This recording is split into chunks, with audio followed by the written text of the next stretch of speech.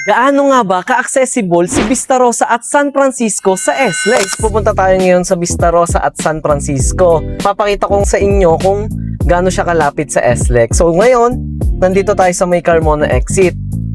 And then later, mag-e-exit naman tayo sa Southwoods exit. Ayan guys, nandito na tayo sa SLEX, going tayo sa Southwoods exit. So mga around 1 kilometer lang naman to sa Southwoods exit. Ayun guys, kung mapapansin nyo, around 2 minutes lang, nandito na tayo sa Southwoods exit. And then, after nating makalampas dito sa Southwoods exit, going right lang tayo papuntang Vista Rosa at San Francisco. And then dire-diretso lang naman tayo dito guys. And then kung mapapansin nyo, marami na rin commercial spaces dito like coffee, dental clinic, and other commercial establishments dito sa San Francisco Road.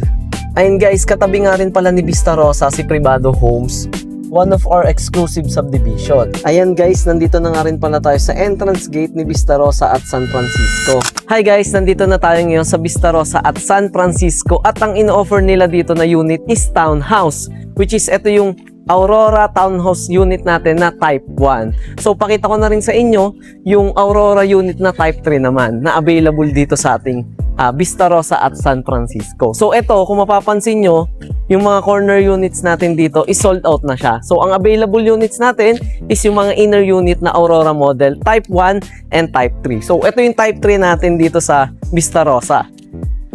So ayan, ang kaibahan lang ng dalawa, ito mas malapad yung unahan.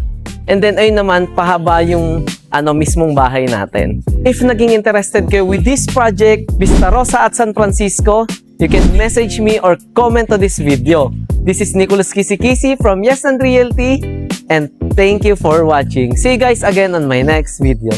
Bye guys!